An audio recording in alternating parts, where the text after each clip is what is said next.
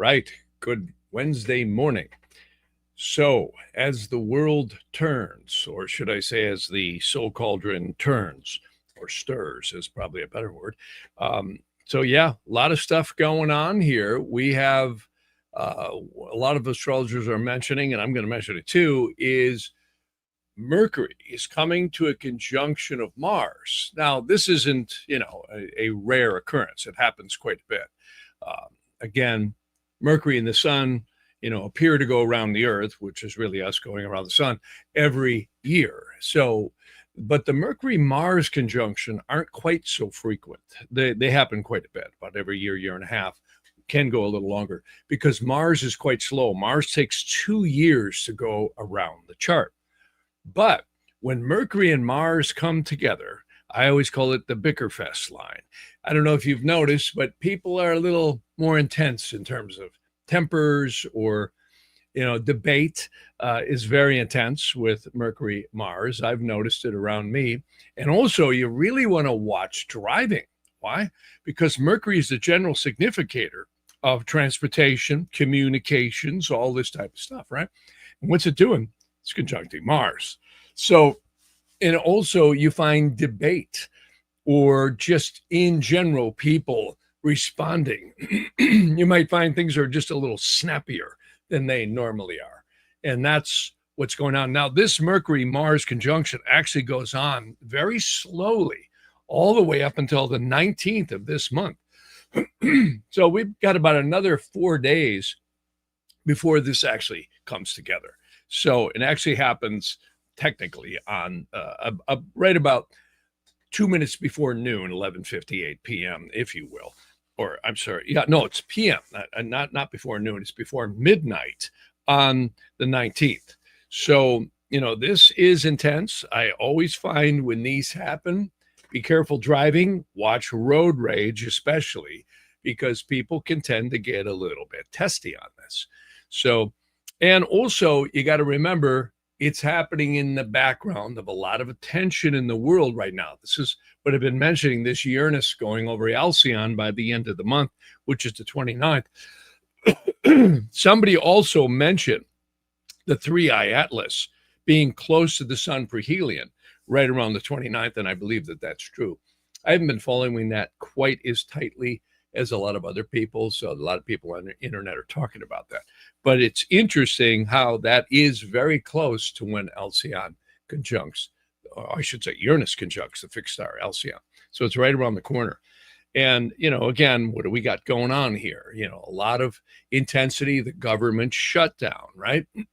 Plus, we still have the full resolution of this situation in the Middle East. And, from last I heard, we still have IDF shooting at Hamas, and Hamas is still shooting at, other people crossing the line. So there's still tension here. Let's hopefully that'll all resolve. But another thing someone was mentioning is the Cliff High prediction. And I don't know if anyone's familiar with Cliff High, but a lot of people are. He uses the random event generators, which are kind of interesting because they just randomly line up with things. And it's kind of like the concept of synchronicity that Carl Jung had spoken about. He wrote a whole book on synchronicity, which is pretty cool. And it's about the synchronistic happenings or collective consciousness in the universe. And there's a lot to that.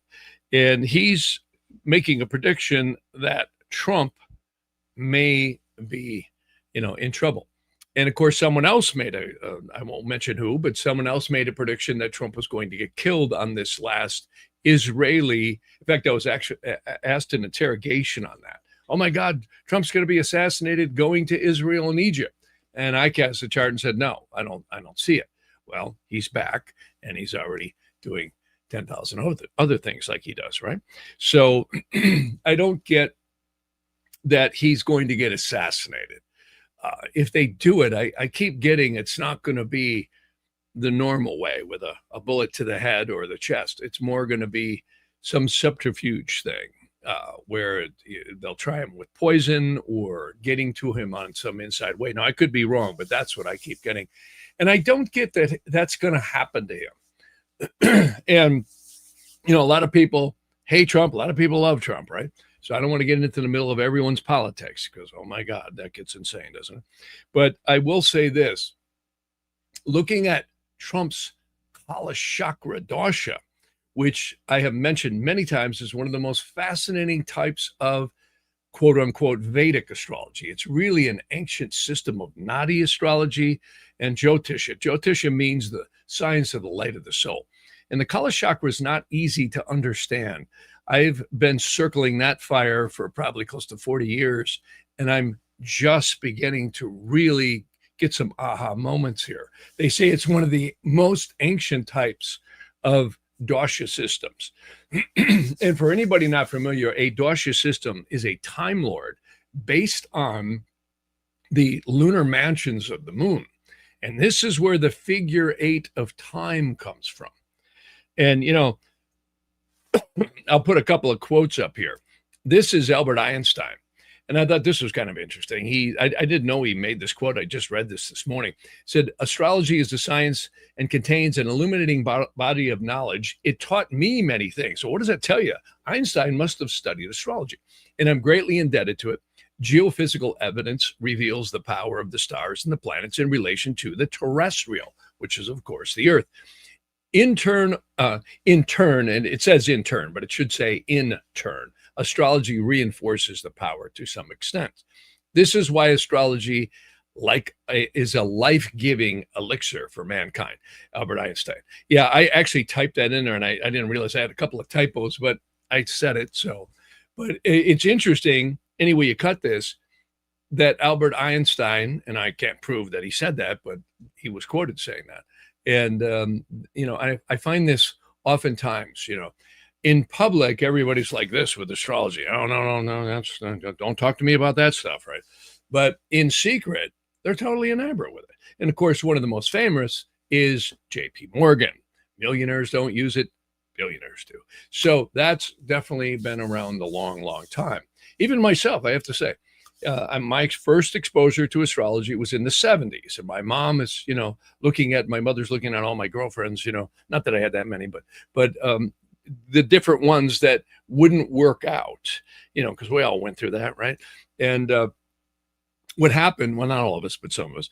And what's interesting is how accurate it was. And then I think what was most fascinating to me was the medical astrology. My mother was a nurse who was an RN, then matriculated into a specialist in hemodialysis and became quite advanced. She was really, really good at what she did.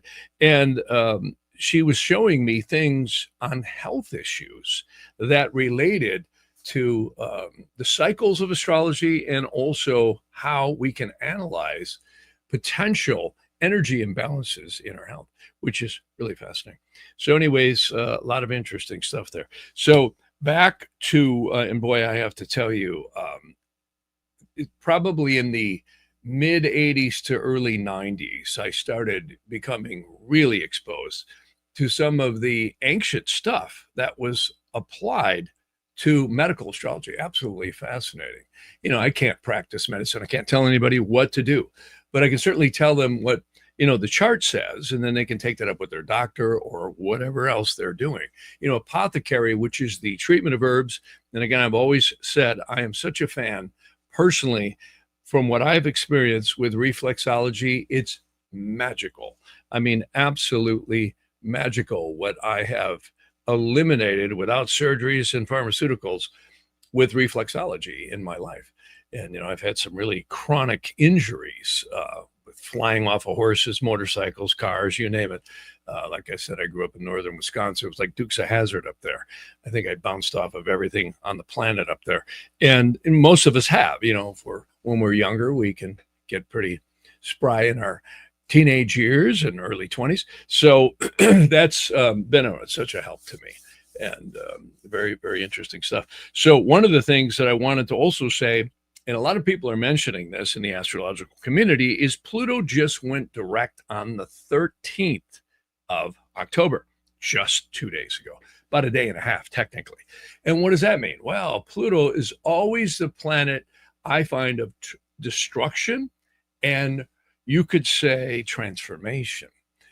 And this brings me to the questions I've been getting. Everybody's been saying, "Hey, Jeff, what about the government shutdown? What do you think is going to happen?" Well, I don't know what I think is going to happen, but I cast a chart, which is again interrogation astrology, which I find is a formidable tool. And I get it's going to resolve, but not right away. And I said that earlier. It looks like, they're going to get it resolved. Now, timing is hard to get, but here's what's interesting. They want to resolve it because there is something called the Impoundment Control Act of 1974. And what does that mean? Well, that means Trump can take a hatchet, machete, or guillotine, whatever you want to call it, to a lot of these NGOs and basically programs that are considered non-essential to the government. And boy, do we have a few of those. I think it was Reagan said it best. He said, the smaller government gets, the better it is. And there may be much more truth that communism, in my opinion, is literally massive government, which kind of reminds me of LA. I just heard, not to get political here, but I just heard the mayor of Los Angeles now is giving reprobations to all of the illegal immigrants. They're literally paying their rent, they're paying their health care, and they're paying subsidies for food in response to ICE. And again, I don't want to get into politics because a lot of people say, "Oh, that's wonderful." Other people say, "Oh, that's horrible," right? But what's interesting is the bigger government gets, it has historically been referred to as communism when they start telling you what to do, where to live, and paying your bills. So this is a very interesting thing. And why do I bring this up? The Mercury-Mars conjunction is bringing a lot of this to head. Plus Pluto going direct is going to really have some powerful impacts. Now, another thing people have been mentioning, in the sidereal zodiac, Jupiter is about to enter its sign of exaltation. Now, you might say, well, what does that mean? Well, exaltation is always a planet's strongest place. I call it Popeye on spinach, right? Remember when he ate the spinach? So that's going to happen right on the 18th of this month, just 3 days away. So, and people say, well, what does that mean? Well, that's good. It's actually brings some resolutions to things. And maybe we'll see the, senators and all the people get together and work this out on the government shutdown. Eventually, they're going to have to get it back up and running. But I can tell you, like I said, this gives Trump the power to cut and trim so much of this hanging barnacles that's been on the whale of government, right? And boy, it's a whale, isn't it? So this is actually, in some senses, even though it's going to irritate a lot of people, probably really going to clean up the budget. And believe me, that'll get them moving. They'll come to a resolution sooner or later. I get this will resolve. It has to resolve, right? It can't keep going on forever. But again, the longest, to my understanding, shutdown in history happened during the first Trump administration. It went on 35 days, and before that, it was Clinton. I think there was another one, but these are not real common. They can happen for a short period of time. But the longest one, to my understanding, was the first Trump administration. Well, this one may come close. So we'll see where it goes, but it will resolve. But I think it will, because people are going to panic and say, wow, I'm going to get my funding cut off. And when you look at, this whole dissension between Elon Musk and Trump and all that, I think that was part of why Elon Musk is staring at all this, extremely complex funding that's going on. And this is, again, I've mentioned the Tower of Babel, the book, and I also mentioned the Great Taking. This is how these things get funded. Backdoor is through all these various organizations that are so complex, it's almost untrackable. And of course, this has been called the deep state, the swamp, and all this stuff. And this is exactly what Eisenhower warned about in the late 50s. As he left office, he said, he called it the industrial military complex. But what he was really saying was there is this funded machine that is so complex, it is so intertwined that it's exceedingly hard to unravel. And this shutdown is actually, like I said, going to allow Trump to take a machete and cut the tentacles feeding this monster. So, and again, it's going to make a lot of people unhappy. Again, Mercury-Mars conjunction. And I wouldn't be surprised if some big compromise happens as a result of this Mercury Mars conjunction. But the fists will fly. You watch. It's going to get more and more intense. And again, this resolves on the 19th. That's 4 days from now. And, oftentimes when astrological aspects happen, it's a trigger where stuff afterwards even precipitates more intensely. So, but again, I call this the Bickerfest conjunction. It's not a pleasant conjunction. It is good for intellectual stimulus, like your brain and strategies. That's the positive uses of this. And I've always said, astrology is not predicting the future. It is energy. It's no different than an electrician measuring current in a wire or voltages or all these other complex issues. Astrology is exceedingly complex. It's not simple. And you have so much interacting, not only with the world, but each one of us individually, depending on where this is happening. Like I have one client who has some really intense stuff going on where this Mercury Mars conjunction's happening over their Neptune. Oh, they're like, feel like they're in the twilight zone. But it also has a positive aspect to where it's helping unravel a lot of old situations and make them move forward. So there's all kinds of things here that you can use it as in terms of energy if you become self-aware. Just be careful driving. You'll find road rage and also people speeding around gets much more intense with Mercury Mars conjunction. So be safe, because I find that's the case. And also too, you can find mechanical things can potentially break. Why? Because Mars is always force and energy and heat. And when it conjoins Mercury, which is mechanics and all that type of stuff, it can be intense. So be a little bit aware of that, because that's going to increase between now and again the 19th, which is right around the corner. So what is today? Wednesday. So yeah, Thursday's the 16th. I should probably pull up a calendar here. But for anybody who wants to know, that is going to put us, I think the 19th is going to be Monday. I could be wrong, or Sunday. Yeah, the 19th is Sunday. So again, it's happening over a weekend, but for you people down under, it'll definitely be your Monday. So intense stuff. But it's happened many times before.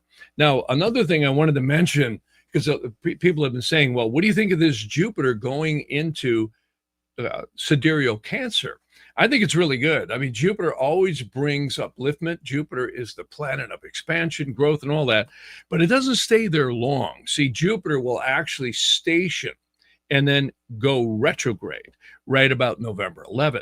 So it's not in there very long. It's in there just short of 3 weeks, and then it moves back out. Now it'll be coming back next spring, and that's good. Why? Because again, like I've been saying, a lot of water is going under the bridge at a very high rate right now in the world. And this parallels, and this is something I haven't brought up for a while, and I want to do that again. Remember what I said at the beginning of this year. We had the spring equinox chart showed this was going to be one of the most unprecedented years we've seen in a long time. And I think a transformational good way and powerful way. Also, I had mentioned that Trump's inauguration chart was so powerful. And I had mentioned, I went back through all of the various presidents in George Washington, his inauguration. He actually wasn't the first president. I didn't know that, but he was the first constitutional president. And what's interesting is I went back through all the presidents of the United States that were constitutional, at least, and I had seen no one was signed in as with a Pluto-Sun conjunction. Now, a lot of critics will come back, well, Pluto wasn't discovered until, okay, fine. That gets into the physics term. If a tree falls in the woods and no one's there to hear it, is there a sound? Well, of course there is, right? Just because we weren't there to hear it doesn't mean that it didn't physically happen.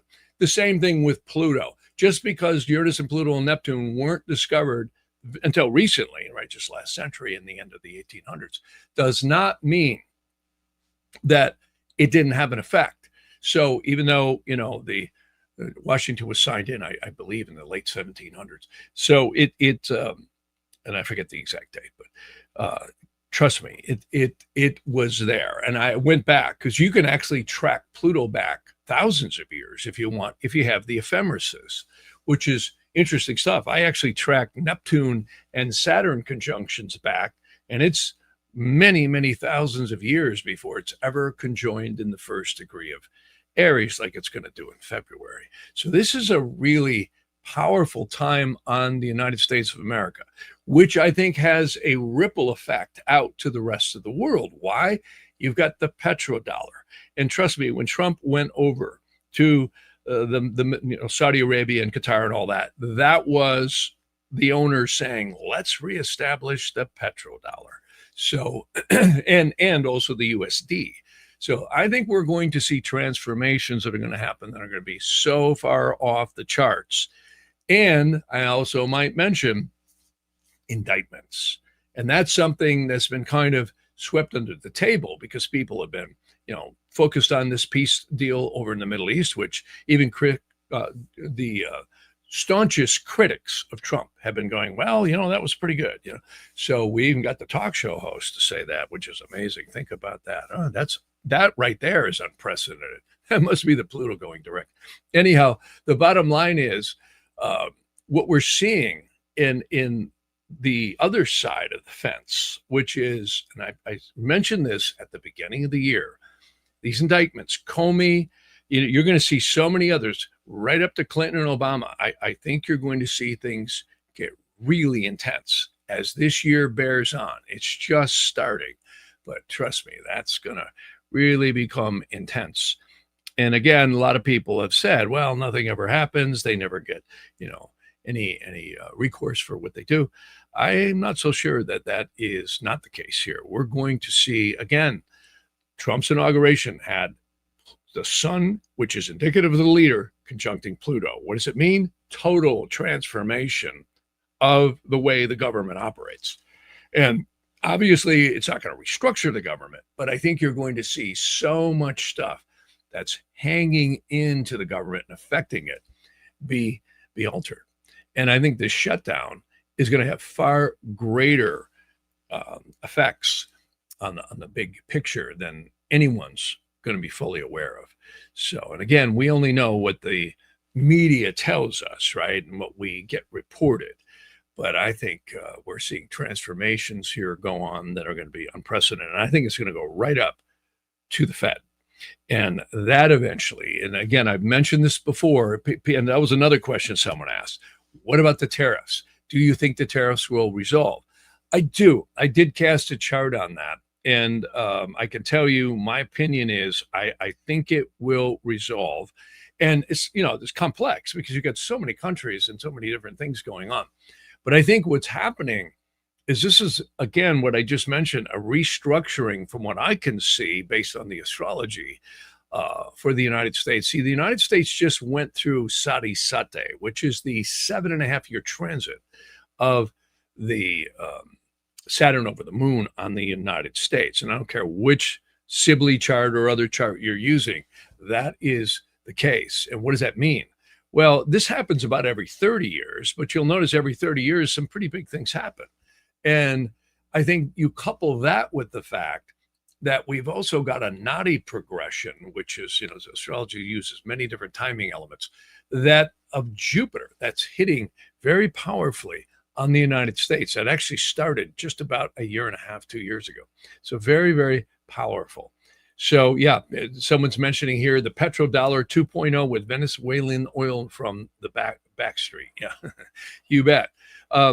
So and people are also mentioning here gold and rare earths, all part of what's going to happen to North American tectonic plants. You bet.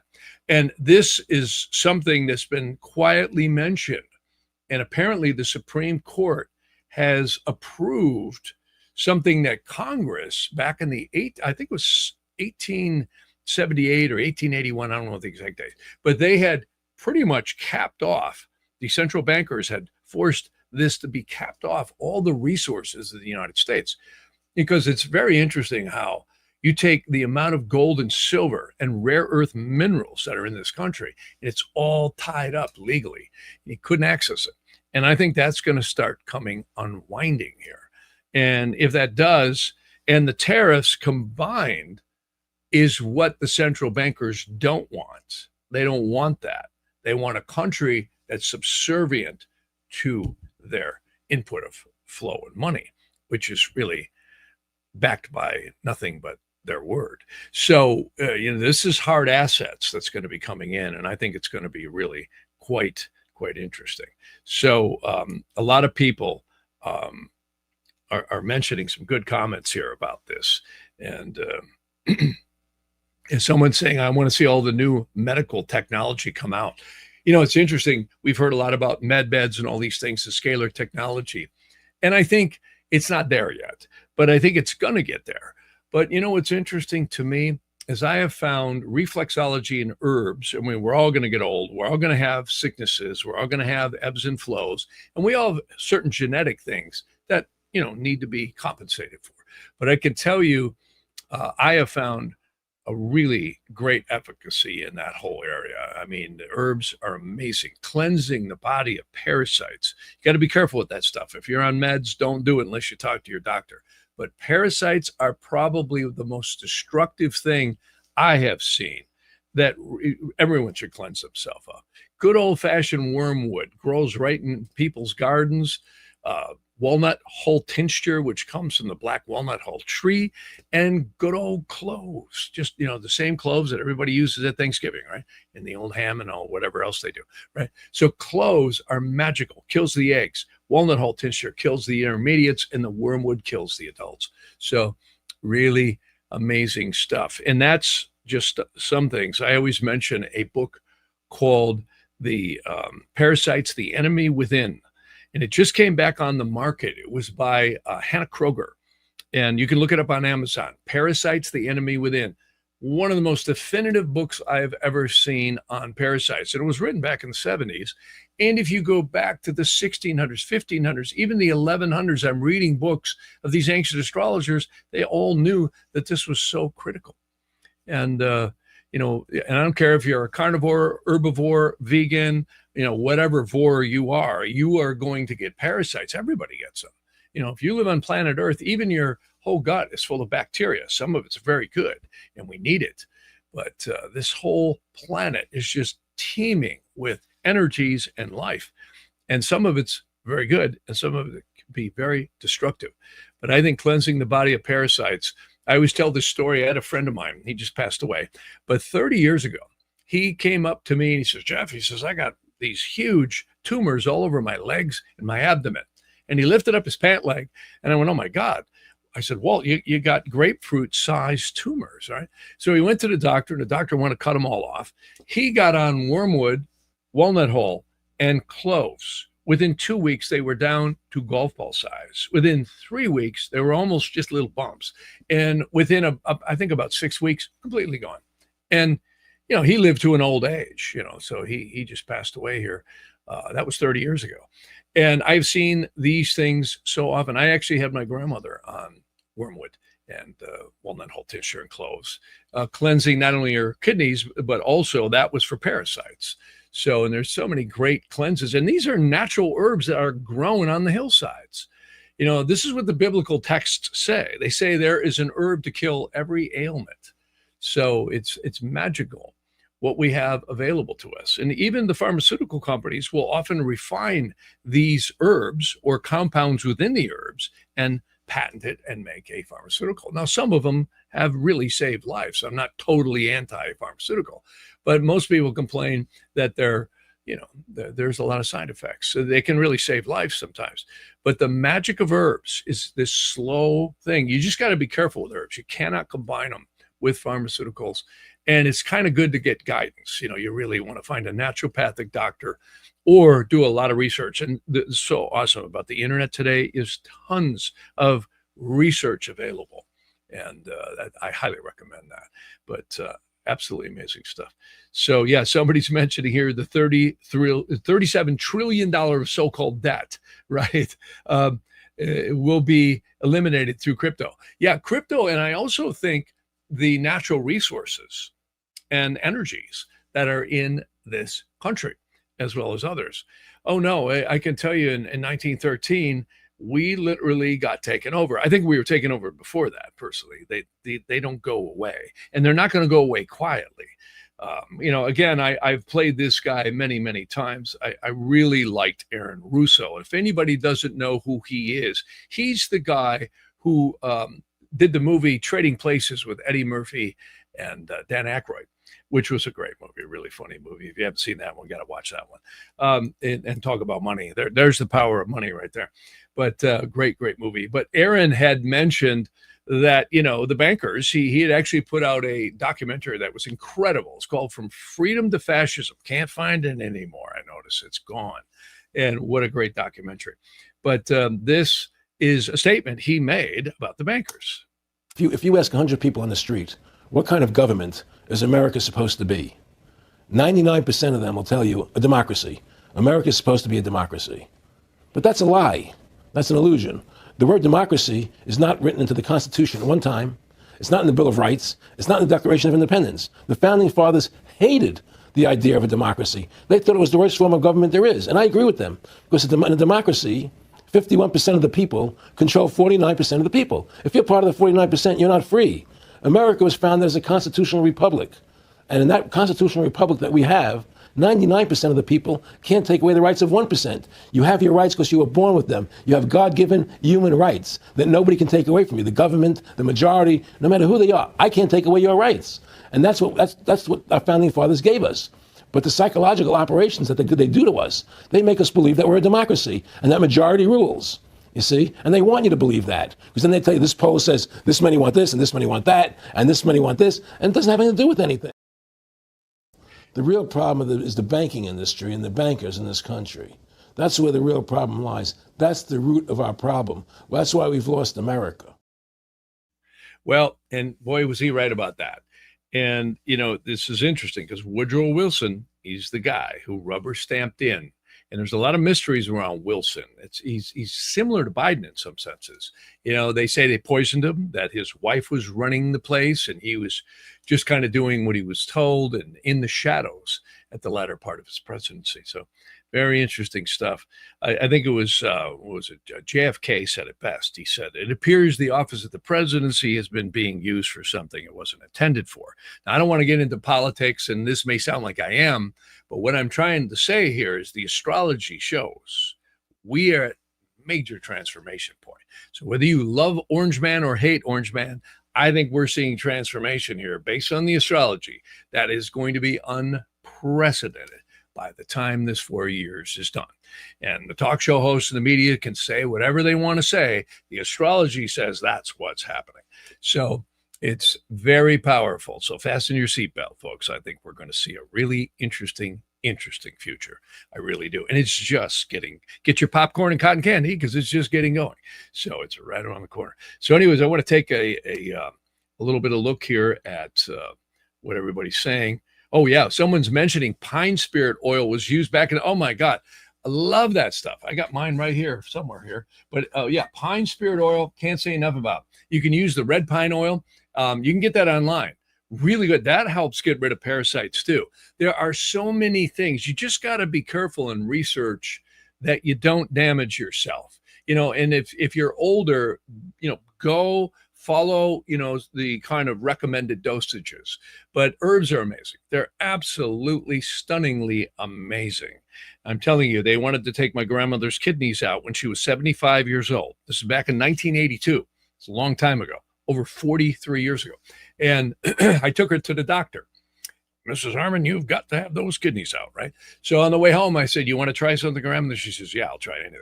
And what did I do? I got her on reflexology. I also helped her cleanse her kidneys with hydrangea root, gravel root, marshmallow root, and goldenrod tea. Absolutely. And you could use other stuff too. But those are three that I have found to be pretty effective. And, I find too, my kidneys are a little bit weak. You can see it in your astrology chart. See, I have the sun in Libra, which is in mutual exchange with the Venus. So in the sidereal astrology, and that is interesting because they're strong, but yet they're weak. And so I always want to clean them. and I like my coffee. I really like it. This is 100-mile coffee. I don't blink for 100 miles. It's espresso, really good stuff, organic, and it's not acidic, but I love it. But yeah, a lot of people are giving some great comments here. And so someone's saying, I hope it doesn't mean change to a communist digital currency credit system. Well, you know what? That's a good point that person just brought up, because it could go that way. Not right away. When might it go that way? Well, I've been mentioning, we've got a Saturn Pluto. I always watch these Saturn Pluto squares, oppositions, and conjunctions. Remember, COVID was on the conjunction, and boy, did that change the world. Talk about transformation. You see, that's what Pluto does. It's like taking metal that's been formed, putting it into a pot and heating it, melting it down, and recasting it into something else. It's still the fabric of what it was, but it's now shaped or completely reformed. You see, transformation. And that's, what I always like to point out. What it's, I think a lot of astrologers focus too much on we are our astrology. And there's a lot of good astrologers too. I'm not here ripping on anyone, but I also think it's a misinterpreted science in a lot of ways. And that is, it's energy. So the more we use consciousness and our own common sense, how about that one, huh? And logic, you have to apply common sense and logic to everything, right? And rationality and desire. Daskalos, who's, again, one of my favorite mystics, again, to quote the Magus of Strovolos, he spoke about the messages in water. In fact, this is, or I should say, the thought form elementals is what he talked about. Dr. Emoto called them messages in water. Positive thoughts always come out looking like sacred geometry. Negativity always comes out looking like gobbledygook. Well, why is that important? Because the third eye chakra emits these elementals out into our auric field. And do you know what gives it the voltage? You know what really gives it power? Emotion and desire. The more you focus on what you want. Do you ever notice, I don't care what area of life you apply it to, people, when they set goals and they get really serious and they want it, that's when the magic of life is really at full power. Look at, take a fighter. You could tell oftentimes the intent of somebody. Boy, when they're focused, they're probably going to win, So, and you get two people focused, you get a really intense fight. Well, on the other area, in very positive things, people who are very focused and stick to it, they keep focused on what they want, they usually achieve their desired end. So and again, these are the thought form elementals that permeate our auric field that we cannot see around us. And these are the magical things of desire elementals, is what the Magus of Strovolos called them.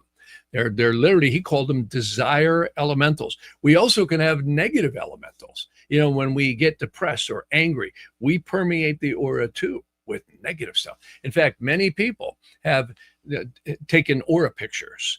In fact, there's so many excellent books about this that talk about the auric field. You can actually see holes in it when there's disease. This often comes from very deep, heavy, dark emotions, or feelings of insecurities, or, etc.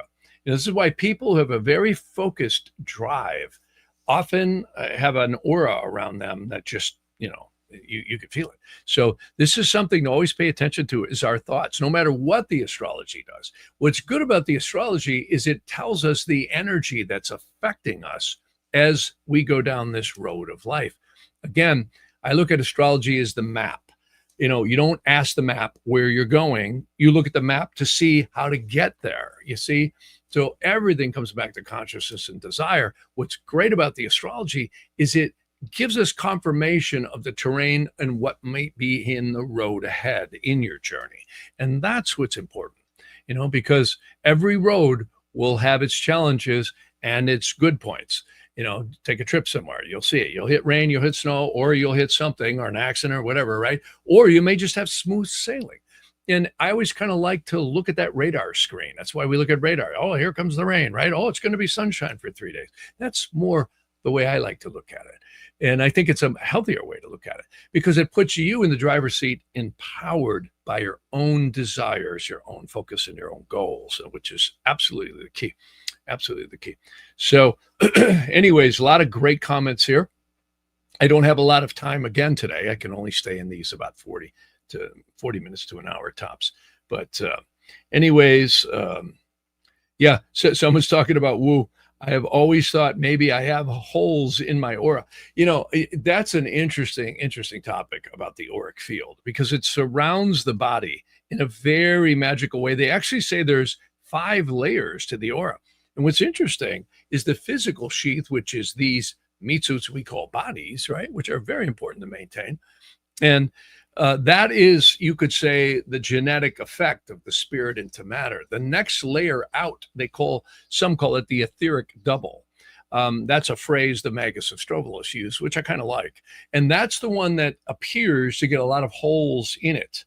And it's very affected by our thoughts, our goals. Many mystics have talked about this. We emit interleukins into our bloodstream based on the thoughts we hold. This is the glandular system in the human body is beyond magical. It's literally magical. It's divinely magical.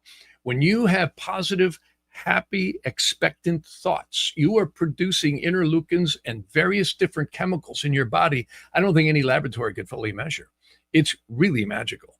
And when we're depressed or we get angry and all that, we are producing many other chemicals, which again, I believe are beyond full measurement. But you have a chemistry set in your body through your glandular systems that is beyond magical. It really is. And your mind is releasing so much too in the control of all that in the nervous system. That's why I always mention gemstones. And I find gems really can have an effect on that. A lot of people say, well, does a gem have power? And I go, no, I don't think the gem has power. I think it's like a tuning fork. It resonates. And I have experimented with gems and also sacred geometry too. See, you'll see here, this is really cool. This is called the Sri Yantra on the left. And these are very powerful. I have these in my office. There's many different types of yantras. And you'll notice this is a Star of David on steroids. And you can see there's a little bindu. It's kind of small to see, but anybody can look this up on the internet. It's called the Sri Yantra. And it's believed to resonate with the goddess Lakshmi of prosperity and hope and all these types of things. You'll find many people in the ancient world of India have these in their shops. Many people will wear them as medallions. I've actually carved these onto gems for people, or not gems, but onto plates for people. And different, diagrams, sacred diagrams. So gemstones and mantras and yantras are really powerful things. And, I'm often amazed at, so many people who are real, astute and, political and politically correct, secretly love this stuff. I couldn't believe Newt Gingrich, he was the Speaker of the House back during the Clinton administration, was just on the news the other day, and he's talking about Trump being a Gemini. And I went, whoa, wait a minute. Did I just hear Newt Gingrich say that Donald Trump is a Gemini? So I did a double take. I almost recorded it and put it on today. But it's interesting. Like I played Einstein, J.P. Morgan, and so many others. I've actually had clients, and still do, in the Federal Reserve in different places in government, a lot of them actually, and military, remote viewing.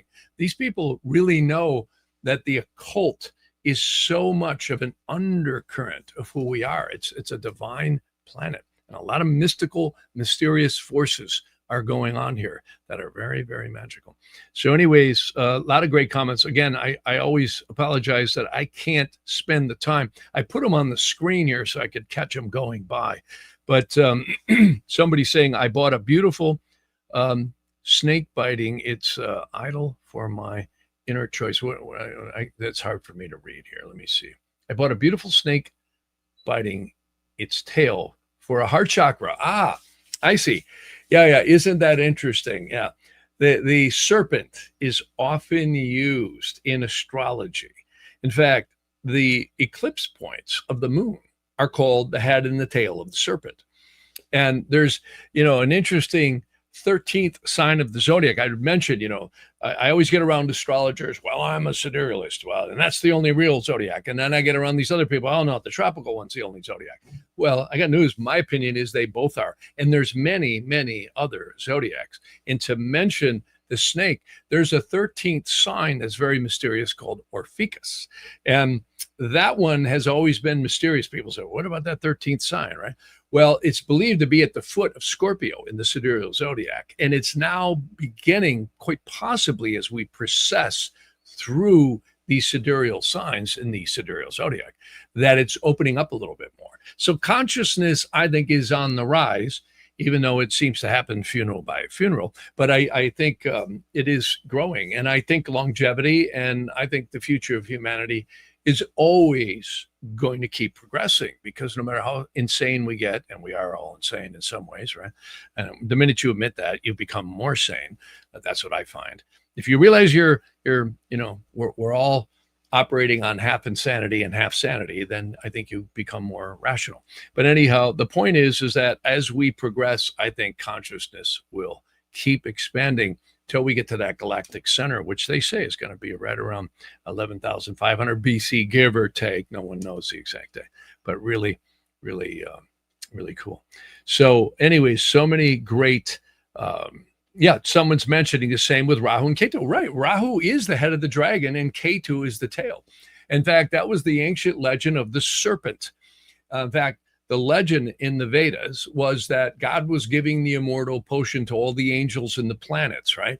And this demon snuck in, and the sun god told the upper god, if you will, or Vishnu, or however you want to say it, or God in the sky, and they threw a discus at it and cut it in half. The head became Rahu, which is the head of the dragon or head of the serpent, and the tail became Ketu.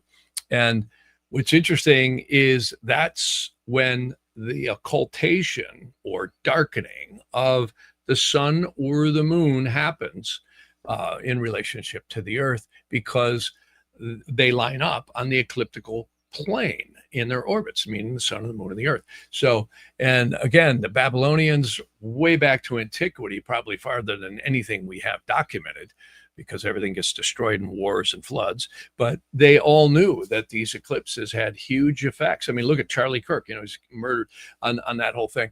And, if you go back through time, you'll find weather and so many things are, connected to these eclipse points, and they stay hot for a long, long time. Very interesting stuff. So, someone's mentioning about the, yes, please listen to the Insane for the Membrane with Cypress Hill and the London Symphony. Laugh out loud, really cool. Yeah, I mean, music is such an interesting thing. The power of music and the power of symbolism and yantras and sacred geometry and numerology. So interesting. The whole universe is really just vibrating energy in exceedingly complex ways. You look at the Fibonacci ratios in things, in branches, in humans, and every part of life. It's magical. This place is really a magical place of life. And the minute you turn off the news and you just look at creation, you get that. And I think it's a very healthy thing to keep us more sane, right? Let's get in touch. I was always blessed because I grew up in the woods, and it was such a beautiful place. We'd take off on a motorcycle or a horse or something and be out in this gorgeous, nature, and there would be nobody for miles around. I just loved it. It was great. And a lot of people have that ability and a lot of people don't. So, but if you don't, you can always get there in meditation. And like I say, gemstones center us, sacred geometry centers us, meditation, whatever it is that you do in this world is kind of a good thing to do. And I also find that understanding your cycles helps you step outside of yourself and kind of see what the lower conscious mind is experiencing. One last thing here. Somebody asked me about this diagram, and I'll put that back up. I usually do. My mouse is getting really wonky here today. Let me see if I can share the old screen here. My mouse is really whacking out. I can hardly control this computer. But I just replaced the battery too, so we know it's not that. But here, I'll share the screen. And watch, you'll see here, this is a diagram I put up repeatedly. And I love this diagram because it is so useful. Here's the diagram of the auric field. This is pretty cool. This is the etheric double. And again, you can see these are the chakras. See, the Mars chakra is at the crown. and of course the Jupiter chakra, which is the third eye chakra. And isn't that interesting? Jupiter is the largest planet in the solar system. It's the crescent of the moon over the cross, if you look at its glyph. And what's it connected to? The pineal gland and the gray matter of the brain. So it's really interesting how we're designed. The Venus chakra, and of course the heart chakra is where the sun is. The Mercury chakra is in the kind of solar plexus area. And then the moon chakra is the stomach area and many organs there. And of course, the root chakra is the reproductive organs. So, and this flow of energy goes through us at all times. And believe me, if it doesn't, you and I will stop drawing breath, known as exiting the body, also known as death. So very interesting stuff. And this diagram that someone had mentioned, I just want to bring that up, that it's really a great diagram. If I can get out of this thing here, hang on, please release me. So this is, yeah, my mouse is wackadoodle here today. But the diagram I think that the person was mentioning was this one. This is a diagram that I've actually been drafting for many years and consulting many different diagrams. Actually, Manly P. Hall contributed a little bit to this for me back years ago when I got his Secret Teachings of All Ages. But I've never seen a diagram quite like this that kind of assimilates all the worlds in a way that we can talk about. And that's why this has been a work in progress. And again, I always talk about the material worlds are starting right here at this big, thick red line. And this is where good and evil seems to blend. And, the legend of the evil spirits being cast down, I think, is a lot more true than we know. And what's interesting here is our soul is believed to be either fragmented or down here experiencing, and you could say, in time and space, the worlds of karma, both of good and evil. Because everybody, they hear the word karma, oh my God, it's horrible. Karma's got to be bad. No, karma can actually be good. If you study Vedic astrology, you'll find out real quick, there's a lot of good karma. If there wasn't, we wouldn't be drawing breath. And again, there's so many ways to look at the tree of life. And a lot of people will kind of say, well, but it's the Kabbalah. Well, not necessarily. It's just ancient knowledge. It's ancient secret wisdom and knowledge. And again, when we get into our myopic little worlds, which is what we call us, they say this big, thick, dashed black line is the division between the so-called conscious, subconscious mind. Well, the other diagram, and these are all diagrams I've been really working at and consulting many different people, as well as, other diagrams. The lowest one is this one down here. This is known as the lower conscious mind, which is known as the one that forms when we draw first breath. And if I zoom in here a little bit, you can actually see here the lowest one. They call it the Nefesh in the Sharia Gilgam and other ancient texts in the Hebraic stuff in Aramaic. The Nefesh is a word that means it is literally the present personality, or another way to say that is the lower conscious mind. It's not us. It is an interface to this time-space continuum we call our lives, which is very real. Call me on the first of the month. You can't negate that the reality we're in is a reality. But you'll notice everyone's perception of reality is completely different. And this is why I love this model, because this is why AI ain't never going to be like us. We are emotional beings having a physical experience. So these diagrams are just fun ways, and I think effective ways for me to at least talk about exceedingly complex subjects that are very hard to talk about. Most people, you start talking about this kind of stuff and they haze over. It's like, well, wait a minute, what are you talking about? So, and I find these really give us a way to talk. And when you add astrology in, so you can see Jupiter is the blessings on the soul. It is the life force energy, crescent of the moon, scooping up the divine energy and concretizing it into time and space, because everything comes from the portals of the stars. The moon is the crucible, and the cross is manifestation in the physical, material, genetic form, whatever it is. So pretty interesting stuff. And I find these diagrams just give us a way to talk about that. So, anyways, I have to get rolling here, but some great comments here today and some funny ones too. I wish I could address them all, but so oh yeah, here's somebody saying here about Nature's Answers is the tincture brand. It's organic and alcohol free, and Nature's Answers. Yeah, I notice a lot of the black walnut hull tinctures. Some of them have been set in glycerin and other ways.